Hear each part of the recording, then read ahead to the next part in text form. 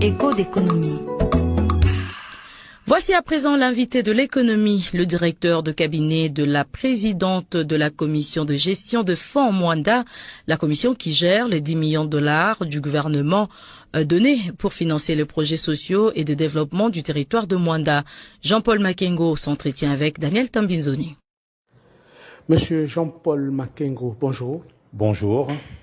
La Ligue pour la lutte contre la corruption, pour ne pas la citer, mais c'est elle qui nous donne l'information. La société Perenco qui exploite le pétrole à Mwanda dans le Congo central, dans le cadre de la révision de son permis d'exploitation, avait décidé de mettre à la disposition de la population de Mwanda l'enveloppe de 10 millions de dollars pour électrifier l'entité.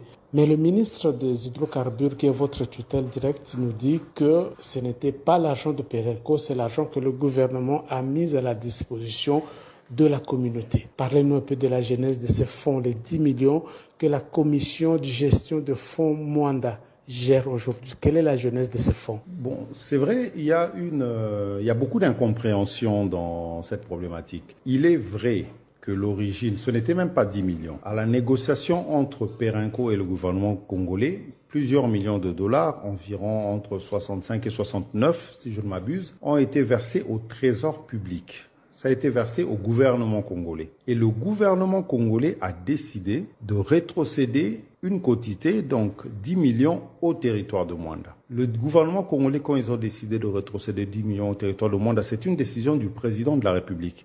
Comme il aurait très bien pu aussi envoyer ces 10 millions à Minembwe, comme il aurait pu envoyer ces 10 millions dans une autre province pour faire d'autres priorités. Donc c'était vraiment le président de la République qui a répondu à l'appel des habitants de Mwanda qui se plaignaient depuis longtemps, à raison, parce que le territoire de Mwanda était en recul, le territoire de Mwanda n'est pas développé alors que c'est un territoire pétrolier. Il a voulu rétrocéder 10 millions pour qu'on puisse mettre en place des projets de développement à Mwanda. Donc cet argent vient d'une négociation avec Perenco, mais cet argent vient du trésor public. Ce n'est pas Perenco qui a fléché 10 millions pour Mwanda. Non, c'est Perenco qui a donné un ensemble au gouvernement et le gouvernement a décidé de lui-même, donc à travers la décision du président de la République, de donner 10 millions à Mwanda. Et cela se passe en 2021 et la Ligue dit de 2021 à 2024 aujourd'hui, même pas une bougie est allumée à Mwanda. Comment vous gérez ces fonds? Alors, pour reprendre le calendrier, c'est en décembre 2021 que la décision a été prise de donner 10 millions au territoire de Mwanda. En février 2022, donc 3 mois après, il s'est organisé à Mwanda une table ronde entre le ministère des Hydrocarbures qui représentait le gouvernement, les communautés locales et les sociétés pétrolières.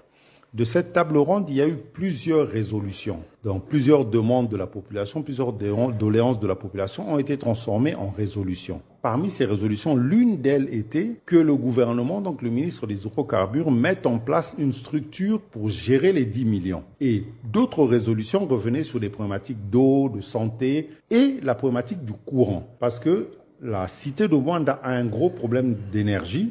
Une des résolutions de la table ronde, c'était que le gouvernement trouve des mécanismes pour arranger la question du courant à Mwanda. Donc, il faut bien comprendre parce que les choses partent de là. Il y a une résolution qui demandait qu'on puisse créer une structure pour gérer les 10 millions.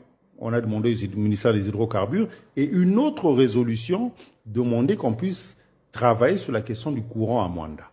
Et ça, c'était en février 2022. En mars, un mois après 2022, le ministre des Hydrocarbures, en respect de la résolution, a créé la commission de gestion des fonds Mwanda, la CGFM. Cette commission avait pour objet de mettre en place des projets de développement dans le territoire de Mwanda. Et d'ailleurs, la décision du ministre prend pour exemple un hôpital ou une université. Donc la commission avait pour objet de mettre en place des projets de développement dans le territoire de Mwanda. Et beaucoup font l'amalgame en disant que la commission de gestion a été créée pour l'électrification de Mwanda. Non. Les textes, tout le monde peut les lire. La décision du 18 mars du ministre des Hydrocarbures qui a créé la commission de gestion des fonds Mwanda a assigné à cette commission un rôle de concertation avec la population et de mise en œuvre des projets pour le développement du territoire de Mwanda. Donc c'était des compétences générales sur les questions de développement. Ce n'était pas une commission créée pour l'électrification de Mwanda. Alors que j'ai bien dit tout à l'heure que l'électrification était aussi une des résolutions. Voilà. Donc nous sommes partis de là. La commission a été créée en mars. Elle a commencé son travail avec difficulté parce que la commission n'avait toujours pas les 10 millions dont nous parlons. Ces fonds de 10 millions qui devaient lui être affectés n'ont pas été affectés à la commission de mars 2022. Elles n'ont été affectées qu'en mois d'août, début août 2023, donc 15 mois après. Alors il s'est passé beaucoup de choses dont je ne reviendrai pas sur les détails. Il y a eu des tractations entre le ministère des Finances, entre le BCECO, entre le ministère des Hydrocarbures. Et c'est en fin juillet 2023 que la décision a été prise de rendre l'argent à la commission de gestion de fonds Mwanda comme c'était prévu à l'origine. Et en août 2023, la commission a eu la possession des 10 millions de dollars. Août 2023. Août 2023, 15 mois après. Donc, durant ces 15 mois, qu'on dise qu'il ne s'est rien passé, c'est un peu normal. Parce que la commission n'avait pas les 10 millions. Donc, elle ne pouvait pas faire de dépenses ni de projets parce qu'elle n'avait pas les 10 millions. Elle n'avait que son frais de fonctionnement que le Trésor public lui donne chaque mois. À partir du mois d'août 2023, la commission s'est réunie en assemblée plénière parce que pendant les 15 mois où la commission n'avait pas les 10 millions, elle avait travaillé. Elle avait rencontré les habitants, elle avait rencontré les communautés locales et des autorités. Elle avait pu faire une liste de projets à mettre en place. Elle avait pu lancer des études sur la problématique du courant parce que c'était une demande récurrente. Donc la commission savait déjà ce qu'elle allait faire quand elle aurait les 10 millions. Et quand les 10 millions sont arrivés sur le compte de la commission de gestion de fonds Mwanda en août 2023, très vite, la commission s'est réunie en assemblée plénière pour prendre les grandes décisions. L'une des premières grandes décisions, c'était l'électrification. C'est une décision de la commission. Ce n'est pas l'objet de la commission, c'est une décision de la commission qui a été prise par son assemblée plénière que nous devons en priorité faire la question de l'électrification parce que ça correspond à une forte attente de la population de Mwanda. Et à part celle-là, il y a eu aussi d'autres projets parce que l'idée de la commission, c'était de dire nous n'allons pas mettre tous les 10 millions que sur l'électrification.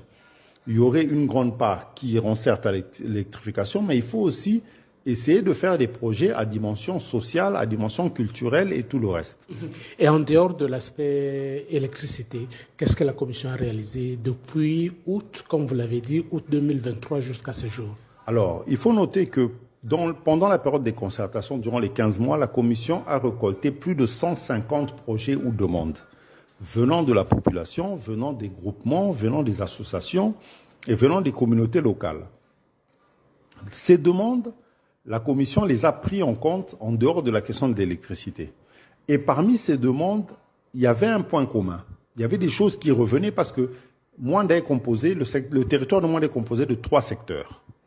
Et les 10 millions sont pour le territoire de Mwanda.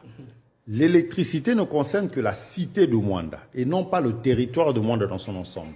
C'est pour ça qu'il était important de faire des projets qui sortent aussi de la cité parce que les habitants des autres coins du territoire ont aussi droit à bénéficier des 10 millions comme les habitants de la cité de Mwanda. Alors, les autres projets qui ont été mis en place se sont basés sur la liste dont j'ai parlé, où il y avait plusieurs demandes. La commission de gestion de fonds Mwanda a regardé quels sont les points communs. Les points communs, c'était souvent du matériel de pêche, c'était des véhicules, c'était des moteurs hors bord, c'était plusieurs types d'équipements, des morgues, aider les écoles avec des bancs. C'était plusieurs types d'équipements qui permettaient d'aider à amoindrir les difficultés sur plusieurs domaines. Ça allait de l'éducation à la culture, à la santé. Il y avait plusieurs demandes sur des centres de santé et tout le reste. N'ayant pas une réelle visibilité sur la fin du chantier de l'électricité, la commission de gestion de fonds Mwanda a essayé d'avoir une gestion prudente. En faisant des acquisitions, ces acquisitions sont 4 véhicules pick-up pour le territoire, pour le bureau du territoire et 1 pour chaque secteur, parce que le territoire de Mwanda est grand et il y a un problème de mobilité au niveau des secteurs. Comme ça, les chefs de secteur ont des véhicules qui leur permettent de mieux servir la population. Des moteurs hors bord ont été offerts au secteur aussi, parce que c'est un secteur aussi où il y a beaucoup d'eau. Pour aller d'un point à l'autre, il y a des territoires qui sont dans des îles. Les moteurs hors bord ont été donnés aux chefs de secteur pour leur permettre aussi de faire ces déplacements. Après, il fallait aider les agriculteurs. 1500 kits agricoles ont été achetés. Un kit agricole, c'est l'ensemble des outils dont a besoin un agriculteur pour fonctionner, ou une famille qui est dans l'agriculture. Il y a 1500 kits pour agriculteurs, il y a 500 kits pour pêcheurs. Pareil, un kit pour pêcheurs, c'est l'ensemble des outils dont un pêcheur individuel aurait besoin pour travailler. En dehors de ça, la commission de gestion de Mwanda a acheté 2 chambres froides solaires.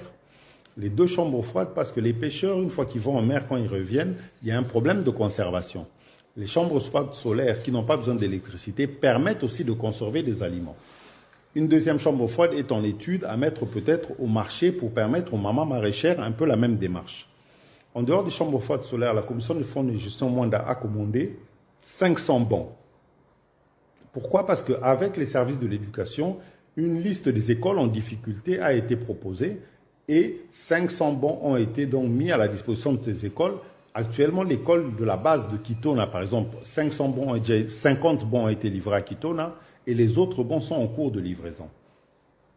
Pour le projet électrique en lui-même, le projet électrique, non, pour revenir d'abord sur les autres projets, 4 tracteurs sont achetés, 2 pour le secteur Boma-Bungu, qui est le plus grand et le plus agricole, un tracteur pour le secteur Assolongo, un tracteur pour le secteur de la mer.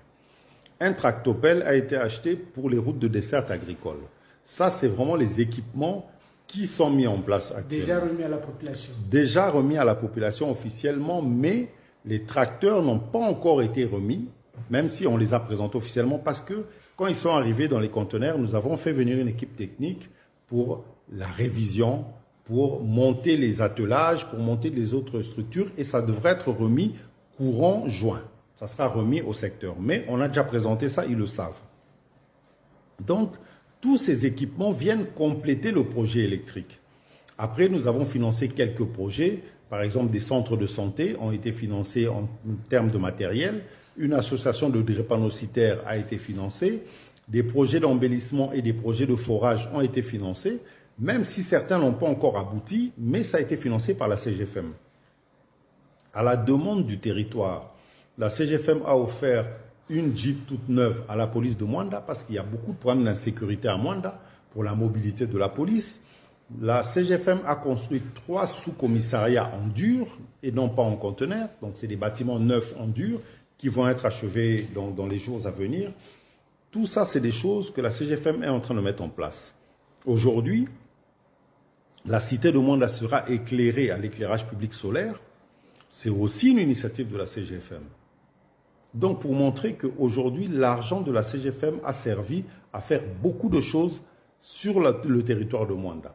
Alors, des gens peuvent toujours dire que rien n'a été fait, mais nous leur opposons le travail qui est fait sur terrain. Voilà. Et même les Mwandais aussi, quelques Mwandais ne croient même pas à tout ce que vous avez présenté.